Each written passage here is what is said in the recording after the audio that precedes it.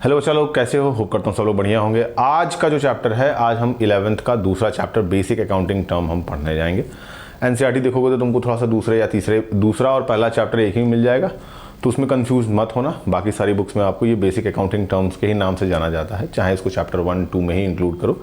ठीक, तो basic accounting terms हैं। किसी भी अगर हमको आगे भाई चीज़ों को सीखना है, जानना है, तो हमको बेसिक अकाउंटिंग टर्म तो पता होना चाहिए। सबसे बड़ी बात यह है कि हथियार चलाना है तो हथियार के बारे में पता होना चाहिए, ये नहीं कि कुछ भी चला रहे हो। ठीक है, तो अभी अकाउंट्स क्या है? हथियार है। अब इसको चलाने के लिए क्या चाहिए? बेसिक इन्फॉर्मेशन तो हमको चाहिए ही चाहिए।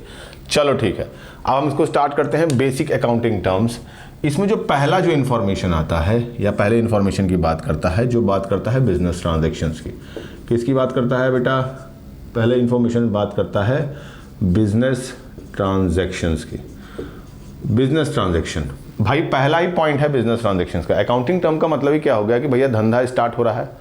अब धंधा स्टार्ट हो रहा है तो भैया ट्रांजैक्शन बिजनेस से रिलेटेड होगा। ऑब्वियस सी बात है, कोई भी बिजनेस करोगे तो उसमें ट्रांजैक्शंस किससे रिलेट होते हैं? उस धंधे से ही तो रिलेट करेंगे। अब इस बिजनेस ट्रांजैक्शंस की अगर हम बात करें तो इस बिजनेस ट्रांजैक्शंस में दो फैक्टर्स होते हैं, इनको तुमको समझना होगा। एक तो ये इकोनॉमिक एक्टिविटी होते हैं। क्या होते हैं? इकोनॉमिक एक्टिविटी होते हैं, यानी इनका मामला किससे होगा? इनका मामला मनी से रिलेट करेगा। किससे रिलेट करेगा? मनी से रिलेट करेगा। ठीक है, और वो ट्रांजैक्शंस हो सकता है कि एक्सटर्नल वे में हो। क्या हो? एक्सटर्नल वे में हो या फिर इंटरनल वे में हो। किस में हो? इंटरनल वे में हो। ट्रांजैक्शंस का मतलब ये हो गया कि वो ट्रांजैक्शंस, ऑब्वियस सी बात है, कोई भी धंधा हो रहा है तो वो मनी फॉर्म में ही होगा। उसमें ट्रांजैक्शंस जो भी होंगे वो पैसे से ही रिलेट करेंगे। भाई कोई दुकान वाले के यहाँ शॉप में जाते हो तो क्या करते हो? पैसा ही तो मांगता है कि कुछ और मांग लेता है कि आइए कोने में कुछ और दीजिए। करता है ऐसा? नहीं करेगा। वो आपसे ट्रांजैक्शंस मनी में ही करेगा। तो जितने भी बिजनेस ट्रांजैक्शंस होते हैं वो रिलेट किससे करते हैं? पैसे से रिलेट करते हैं। तो ये क्या कहलाता है? मॉनेटरी ट्रांजैक्शंस कहलाते हैं। ये क्या कहलाते हैं? मॉनेटरी ट्रांजैक्शन कहलाते हैं। तो शुरुआत ही आपके धंधे से किससे होती है? बिजनेस ट्रांजैक्शन, जो कि इकोनॉमिक एक्टिविटी है जिसमें पैसा लगता है। दूसरे पॉइंट पे आओ। दूसरे में कहता है इवेंट। दूसरे में क्या कहता है? इवेंट। अब इवेंट का मतलब क्या? कोई घटना की बात करेगा। घटना क्या? चचा निकल लिए ऊपर, वो वाली घटना की बात नहीं हो रही है। इसमें उस इवेंट के बारे में बात कर रहा है जिसकी वजह से ट्रांजैक्शंस होते हैं, जिनकी वजहों से ट्रांजैक्शंस होते हैं। अब इवेंट में दो बेसिक पॉइंट्स आते हैं। एक तो बात करेगा ट्रांजैक्शंस की, एक बात करेगा किसकी? ट्रांजैक्शंस की, और एक बात करता है इवेंट की। ठीक है, ट्रांजैक्शंस का मतलब क्या हो गया? Inventory worth ₹60,000। ठीक, गुड्स परचेज ऑफ गुड्स, सामान खरीद लिए, परचेज ऑफ गुड्स ₹1,00,000। ठीक, अब ये क्या है? ये ट्रांजैक्शंस हैं। किससे ट्रांजैक्शंस है? पैसे से रिलेटेड के ट्रांजैक्शंस है।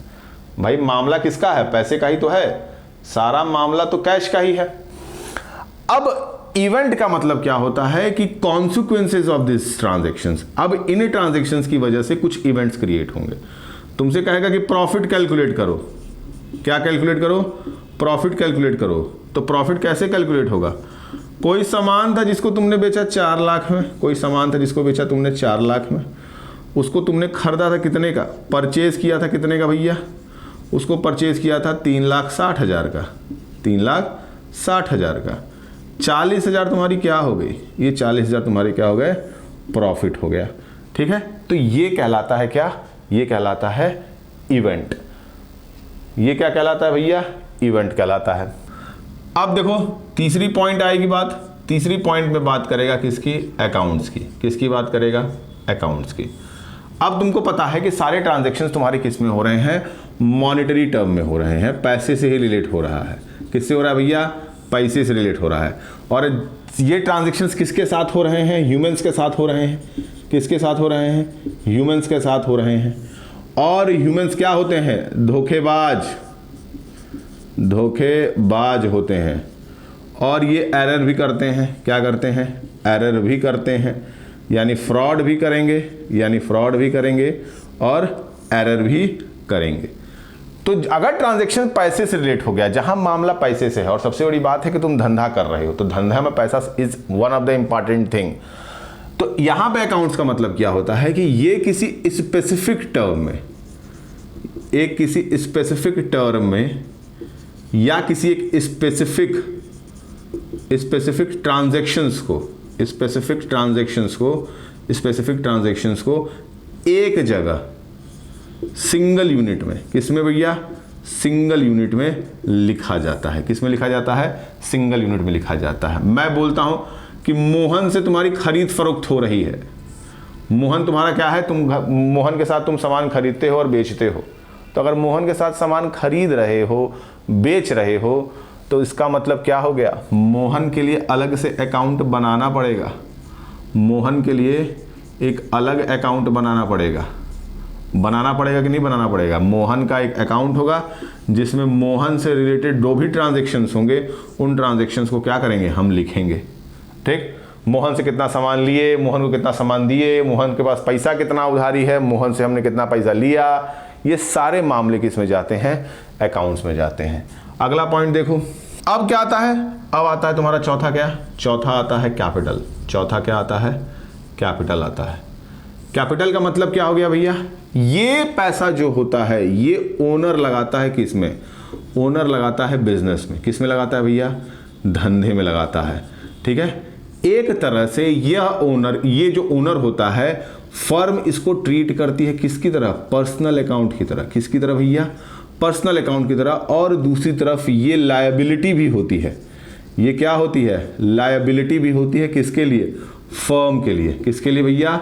फर्म के लिए, यानी बिजनेस के लिए। जो कैपिटल, जो ओनर ने पैसा लगाया, वो फर्म के लिए क्या हो जाती है? लायबिलिटी हो जाती है, जो उसको पे करनी ही करनी है, in the way of profit, in the way of income, in the way of revenue. वो डिपेंड करता है कि बिजनेस का क्राइटेरिया क्या है। अब अगर हम कैपिटल की बात करें तो कैपिटल निकलता कैसे है? कैपिटल निकलने का एक सिंपल सा फॉर्मूला होता है जिसको हम कहते हैं capital is equal to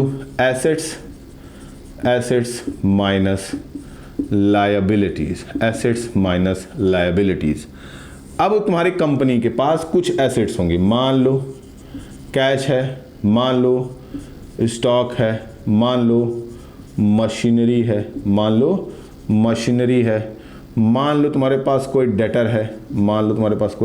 debtor है, ये सब कुछ क्या हो गई? ये सब कुछ क्या हो गया? एसेट्स हो गया।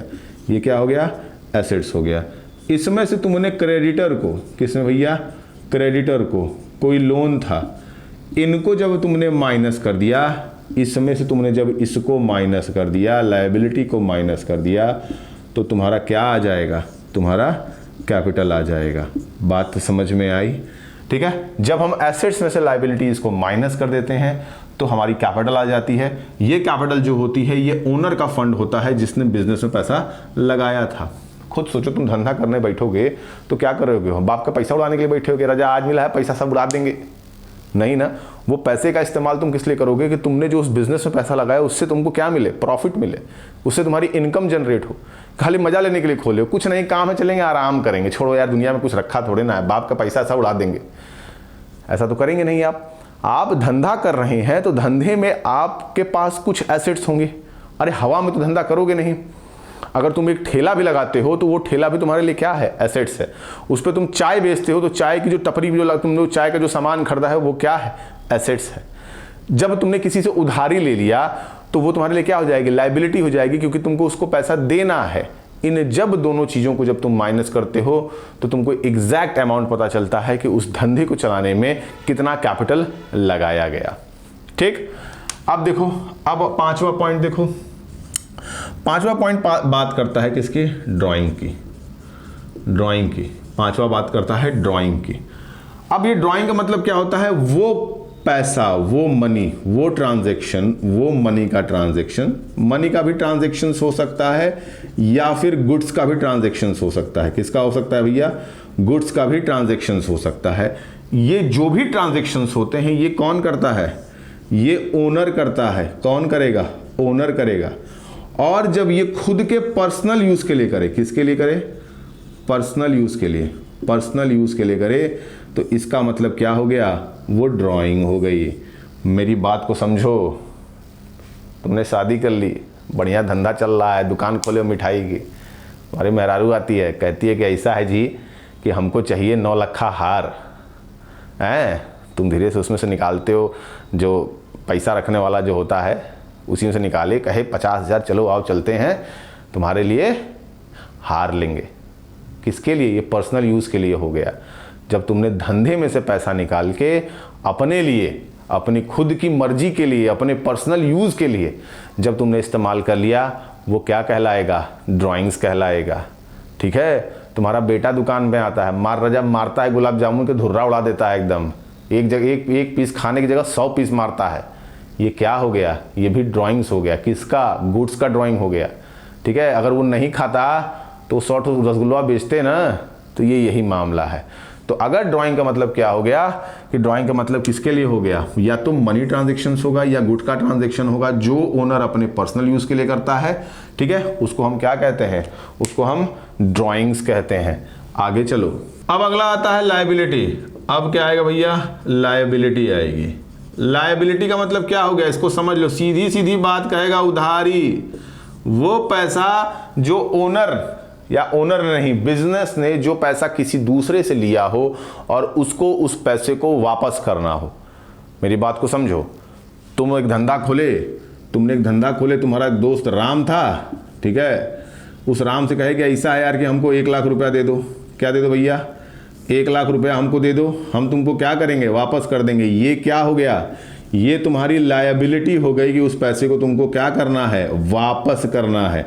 ये तुम्हारी लायबिलिटी हो गई, उस पैसे को तुमको क्या करना है, वापस करना है। ठीक है, तो इसको निकालने का सही तरीका क्या होता है, आप क्या करिए, आप एसेट्स माइनस कैपिटल कर देंगे। क्या कर देंगे, एसेट्स माइनस कैपिटल कर देंगे, तो आपकी लायबिलिटी निकल जाएगी।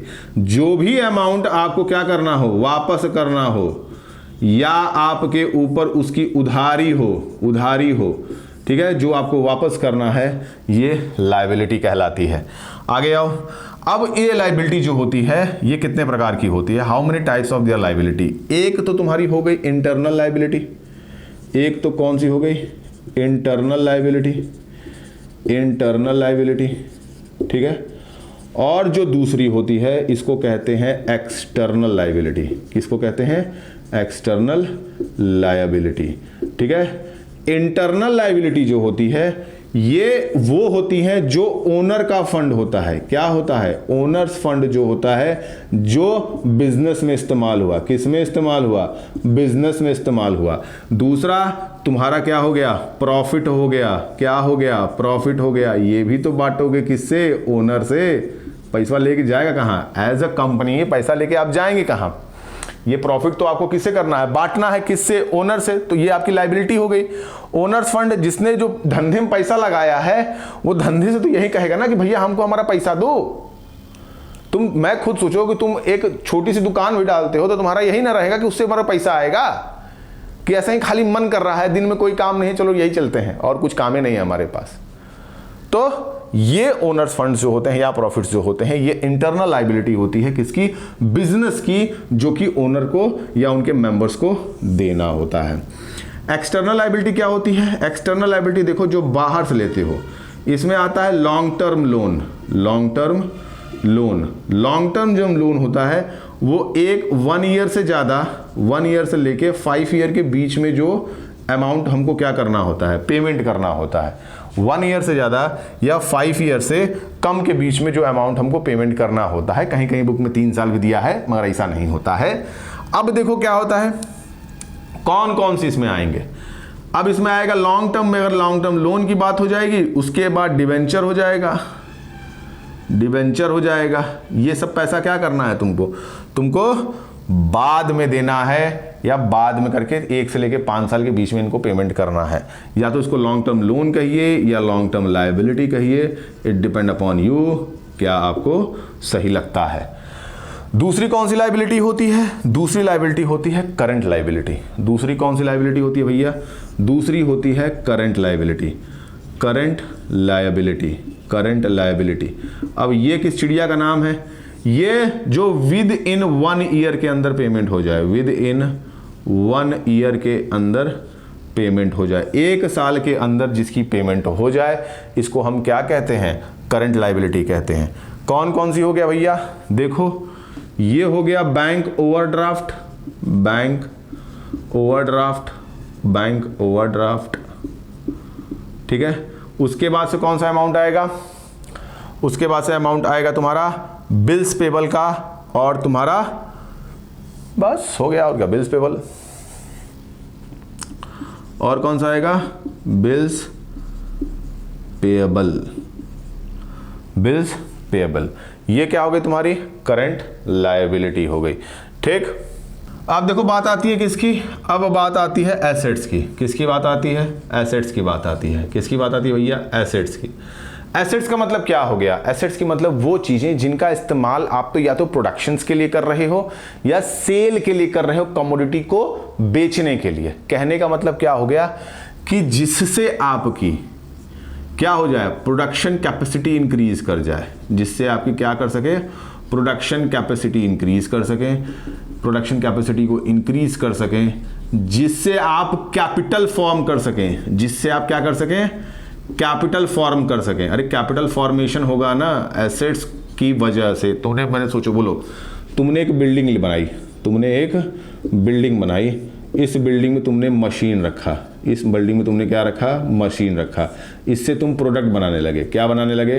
प्रोडक्ट बनाने लगे। ये प्रोडक्ट मार्केट में सेल होने लगा, ये प्रोडक्ट मार्केट में सेल होने लगा, तुमको रिवेन्यू जनरेट हुआ, तुमको रिवेन्यू जनरेट हुआ, और इस रिवेन्यू में तुम्हारी इनकम भी है। इस रिवेन्यू में क्या है? तुम्हारी इनकम भी है और प्रॉफिट भी है, और प्रॉफिट भी है। तो कहने का मतलब क्या हो गया?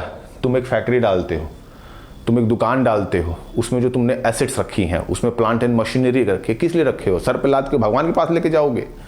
उससे क्या करोगे तुम? उससे सामान को बनाओगे। अब जब वो सामान बनेगा और मार्केट में बिकेगा तो उसके बदले तुमको क्या मिलेगा? पैसा ही तो मिलेगा। बोलो, अब तुम्हारे यहाँ कोई कस्टमर कोई सामान लेने आता है तो वो क्या करता है? वो तुमको सामान लेगा तो पैसा देगा, कुछ और दे देगा? क्या ये कोने में देते हैं आपको? पैसा ही तो देगा। बात समझ में आ रही कि नहीं समझ में आ रही है? तो कहने का क्या मतलब हो गया कि जो भी आप ऐसे एसेट्स जो होती हैं जिनकी वजह से आप कैपिटल को फॉर्म कर पाते हो, पैसे को और आगे ले जा सकते हो, या उससे तुम और इनकम जनरेट कर सकते हो, प्रॉफिट जनरेट कर सकते हो, ये सब रेवेन्यू जनरेट कर सकते हो, ये सब किस में आती हैं? एसेट्स में आती हैं, ठीक है। अब एसेट्स में भी कई फॉर्म होते हैं। एक तो होता है नॉन करंट एसेट्स, एक होता है भैया non current assets. Non current assets वो होती हैं जो 1 ईयर से 5 ईयर में रिजल्ट देती हैं। क्या देती हैं भैया? 1 ईयर से 5 ईयर के बीच में रिजल्ट देंगी आपको, ठीक है। अब इसमें कौन कौन सी होंगी? एक तो टेंजिबल एसेट्स होंगे। कौन से होंगे भैया? टेंजिबल एसेट्स होंगे। और एक आपका होगा इंटेंजिबल एसेट। एक क्या होगा आपका? इंटेंजिबल एसेट, ठीक है। Intangible asset. टेंजिबल एसेट्स में आपका आता है plant and machinery, plant and machinery, land and building, land and building, land and building, ठीक। इंटेंजिबल एसेट्स में क्या आएगा आपका? Trademark, trademark, copyright, copyright, patent, patent, उसके बाद से computer software, computer software, computer software, ठीक। मैंने बोला कि नॉन करंट एसेट्स वो एसेट्स होती हैं जो सबको इंक्लूड कर लो, उसमें सबको इंक्लूड कर लो जो 1 से लेके 5 साल का टाइम लेती हैं रिजल्ट को फॉर्म करने में। अब वो प्लांट एंड मशीनरी हो जाएगी, टेंजिबिलिटी दिखाए जिसको तुम छू सकते हो, महसूस कर सकते हो, ठीक है। तो अब ये प्लांट एंड मशीनरी को छू पाओगे, लैंड एंड बिल्डिंग को छू पाओगे, ये टेंजिबल हो गई। नॉन टेंजिबल की बात करें या इनटेंजिबल की बात करें, जिसको तुम छू नहीं सकते हो, देख भी नहीं सकते हो, हाँ देखने को देख सकते हो बट महसूस मतलब इसको कर पाओगे कि हाँ महसूस कर पाओगे, मतलब छू नहीं पाओगे इसको, सिर्फ महसूस होगा, प्यार की तरह। तुम्हारे और किरण के बीच में जो मोहब्बत है, उस मोहब्बत की तरह इसको तुम क्या कर पाओगे, इसको देख पाओगे। ठीक है, तुमको लग रहा है कि किरण तुमसे मोहब्बत कर रही है, बट ऐसा नहीं होता है, काट के चली जाती है किरण।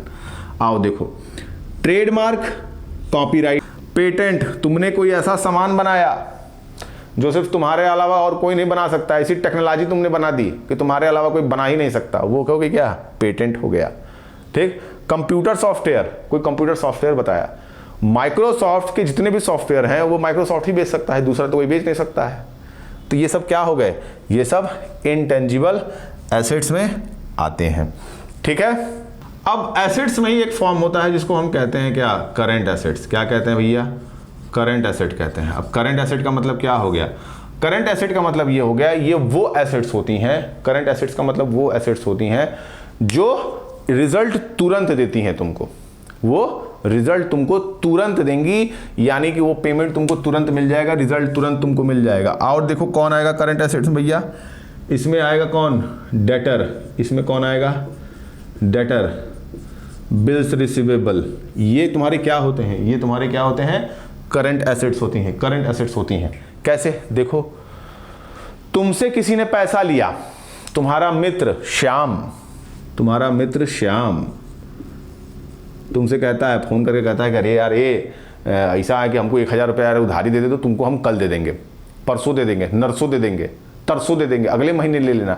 तो श्याम यहां पे क्या कर रहा है कि श्याम तुम्हारे लिए डेटर हो जाएगा। क्या हो जाएगा, डेटर हो जाएगा, जिसने तुमसे पैसा लिया और तुमको 1 साल के अंदर, किसके भैया, 1 ईयर, कितने भैया, 1 साल के अंदर जो तुमको क्या कर देगा, तुरंत पेमेंट कर दे। तो श्याम ने तुमसे पैसा लिया, कहा कि ऐसा है यार कि 1000 हमको यूपीआई करो, हम तुमको तुरंत पैसा दे देंगे, कब, अगले महीने, नेक्स्ट मंथ हम तुमको पैसा दे देंगे। तुमने श्याम को कहा कि ठीक है ले जाओ, अगले महीने वो पैसा दे देता है, ये तुम्हारा क्या हो गया, ये तुम्हारा डेटर हो गया। ठीक है, क्योंकि 1 साल के अंदर इसका पेमेंट हो जाना है। बिल्स रिसीवेबल, बिल्स रिसीवेबल का मतलब क्या हुआ कि तुमने कोई सामान बेचा, तुमने कोई सामान बेचा किसी को, मान लो मोहन को बेचा, किसको बेचा, मोहन को बेचा। मोहन ने कहा कि भैया अभी पैसा नहीं है, तुमने कहा कि अच्छा ये लो, अपने मुंह में बीआर डालो, बिल्स रिसीवेबल डालो, क्या डालो बेटा, बिल्स रिसीवेबल डालो मुंह में, और ऐसा है कि 2 महीने के बाद हमको पैसा दे देना, नहीं दोगे तो तुम्हारे घर से तुमको उठवा ले जाएंगे। वो कहता है कि अच्छा ठीक है, बिल रिसीवेबल ले लेता है। 2 महीने बाद उसके यहाँ पहुँचते हो, कहते हैं कि पैसा दो जी, तो कहता है कि अरे भैया ये वो, तुम कहते हो बीआर उससे लेते हो, चले जाते हो बैंक, कहाँ चले जाते हो, बैंक चले जाते हो, बैंक गए, बैंक में बीआर जमा किया और पैसा लेके घर चले आए। ठीक, अब बैंक मोहन से पैसा वसूल लेगी तुरंत, ऑन द स्पॉट, इसको कहते हैं क्या, इसको कहते हैं बीआर। ठीक, अब देखो अगला मामला क्या है, अगले मामले में बात करता है किसकी, फिक्टिटियस एसेट्स की। किसकी बात करेगा बेटा, फिक्टिटियस एसेट्स की बात करेगा। किसकी बात करेगा भैया, फिक्टिटियस एसेट की बात करेगा। ठीक है, अब फिक्टिटियस एसेट क्या होता है बताओ, फिक्टिटियस एसेट्स क्या होते हैं। फिक्टिटियस एसेट्स वो एसेट्स होते हैं जो आपको, तुमको दिखेगा कि वो एक तरह से क्या है, एसेट्स के ही फॉर्म है, बट वो कहीं ना कहीं एज अ एक्सपेंडिचर की तरह ट्रीट किए जाते हैं। ठीक है, कहने का मतलब क्या हो गया कि अगर मैं तुमसे कहूं कि ट्रेडिंग अकाउंट, कौन सा भैया, trading account, profit and loss account, advertisement account, या एडवर्टीजमेंट पे जो तुमने एक्सपेंस किया, ये सब क्या कहलाती हैं, ये सब तुम्हारी फिक्टिटियस एसेट्स कहलाती हैं। मेरी बात को ध्यान से समझना, एडवर्टीजमेंट बड़ा ही इंपॉर्टेंट टॉपिक है, आगे इससे मुलाकात होगी आपकी। देखिए, एडवर्टीजमेंट को जनरली हम ट्रीट करते हैं एसेट्स के फॉर्म में। किसके फॉर्म में ट्रीट करते हैं, एसेट्स के फॉर्म में ट्रीट करते हैं।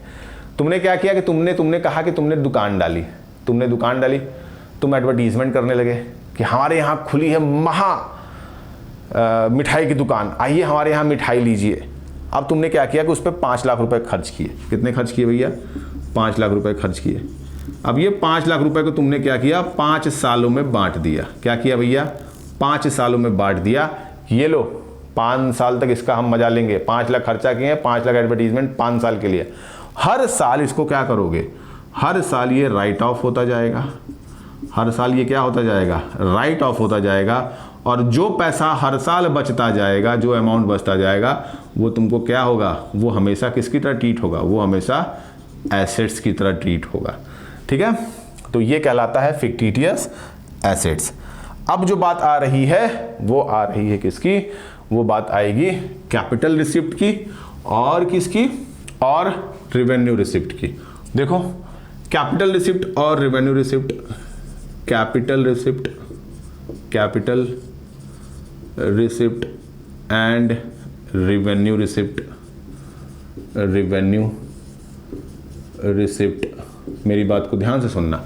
कैपिटल रिसिप्ट वो रिसिप्ट होती है जिसमें आप एसेट्स को बेच देते हैं, जिसमें क्या करते हैं, एसेट्स को सेल करके आप पैसा कमा लेते हैं, या फिर आप किसी से उधारी ले लेते हैं, लायबिलिटी क्रिएट कर देते हैं। क्या कर देते हैं, लायबिलिटी क्रिएट कर देते हैं। ठीक है भैया, मेरी बात को समझो। तुम्हारे पास कोई जगह जमीन थी, तुम्हारे पास क्या थी, एक लैंड थी। क्या थी भैया, एक लैंड थी। इस लैंड को तुमने क्या कर दिया, सेल कर दिया। क्या कर दिया, सेल कर दिया। इससे जो पैसा आया ये क्या कहलाएगा, ये कहलाएगा कैपिटल रिसिप्ट। तुम्हारा दोस्त मोहन, तुम्हारा दोस्त मोहन, मोहन से कहे कि भैया ऐसा है कि हमको 10 लाख रुपए दो, 10 लाख रुपए दो, 10 लाख रुपए दो। मोहन तुम्हारे लिए क्या हो गया, मोहन तुम्हारे लिए एक तरह से लोन दिया, तो मोहन को भी तुमको पैसा देना है, लायबिलिटी क्रिएट हुई, तो ये क्या कहला गई, ये कैपिटल रिसिप्ट कहला गई।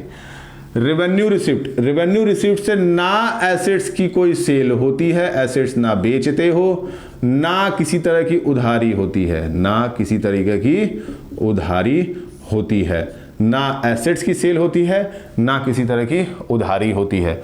मैंने तुमको बोला देखो कमीशन मिली, कमीशन मिली, ये क्या हुआ, ये तुम्हारा क्या हो गया, रेवेन्यू रिसिप्ट हो गया। ठीक है, ये क्या हो गया तुम्हारा, रेवेन्यू रिसिप्ट हो गया। अब देखो बात आएगी किसकी, अब बात आएगी किसकी, एक्सपेंडिचर की। किसकी बात आएगी भैया, एक्सपेंडिचर की, एक्सपेंडिचर की। ठीक है, एक्सपेंडिचर का मतलब क्या होता है, वो खर्चे जिनसे आपका बिजनेस चल रहा है, वो खर्चा जिसकी वजह से तुम्हारा बिजनेस चल रहा है। बात समझ में आई कि नहीं समझ में आई।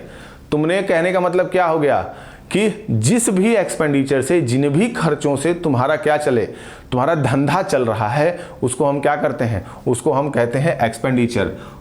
Operating and non operating, operation of A business, operation of A business, the cost of operation is business, cost of operation of A business is called expenditure.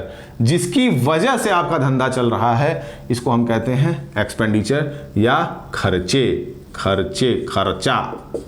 ये भी दो तरीके के होते हैं, एक तो होता है कैपिटल एक्सपेंडिचर, एक हो गया कैपिटल एक्सपेंडिचर, और दूसरा होता है revenue expenditure, revenue expenditure. Capital expenditure का मतलब क्या हो गया कि तुमने एसेट्स क्रिएट कर दी। क्या कर दी, एसेट्स को क्रिएट किया। क्या किया भैया, एसेट्स क्रिएट किया। कहने का मतलब क्या हुआ, बिल्डिंग बनवा दी, लैंड ले लिया, प्लांट एंड मशीनरी ले ली। इन सब से तुम्हारा धंधा चलेगा ना, शुरुआत करेगा ना इन्हीं सब से। ठीक, अब आते हैं रेवेन्यू एक्सपेंडिचर पे। तो रेवेन्यू एक्सपेंडिचर पे क्या हुआ, सैलरी दिए, सैलरी दिए, रेंट दिए, मतलब रेंट मिला, सॉरी रेंट मिला, सैलरी दिया। ठीक है, रेंट दिया। कहने का मतलब कि ये एक्सपेंडिचर जो होते हैं, इनकी वजह से कोई भी एसेट्स क्रिएट नहीं होती हैं। ये वो खर्चे होते हैं जिनकी वजह से कोई एसेट्स क्रिएट नहीं होती हैं, और ये एक तरह से तुम्हारे बिजनेस को ऑपरेटिव रखते हैं। डेली टू डेली के जो तुम्हारे खर्चे हैं, यानी वेजेस, मजदूरी दी, रेंट दिया, सैलरी दी, इलेक्ट्रिसिटी बिल दिया, इलेक्ट्रिसिटी बिल दिया, इलेक्ट्रिसिटी बिल दिया। कहने का मतलब क्या कि बिजली बिल देते हो तो इसका मतलब ट्रांसफार्मर घर में लगवा लोगे। अरे किराया ही तो देते हो, किराया देते हो तो पूरा घर खरीद लोगे। अरे धंधा धीरे से आगे बढ़ेगा तब ना घर खरीदोगे। रेंट दे इसका मतलब क्या, लैंडलॉर्ड को वहीं गाड़ दो, कह दो कि नहीं हम हमारा हुआ, तुमको किराया 15,000 रुपये देते हैं। कैसे तुम बोल रहे हो, तो ये भी नहीं होगा। अगर तुम किसी को सैलरी देते हो तो उसको क्या घर पे आकर खाना खिलवाओगे? क्या ऐसा है कि तुम जिंदगी भर के लिए हमारे हो गए, तुमको महीने का 50,000 रुपया दे रहे हैं? नहीं, आप क्या कर रहे हैं, आप डेली टू डेली बिजनेस पे जो खर्चा कर रहे हैं इसको हम कहते हैं रेवेन्यू एक्सपेंडिचर। इससे किसी भी प्रकार की कोई एसेट्स क्रिएट नहीं होती हैं।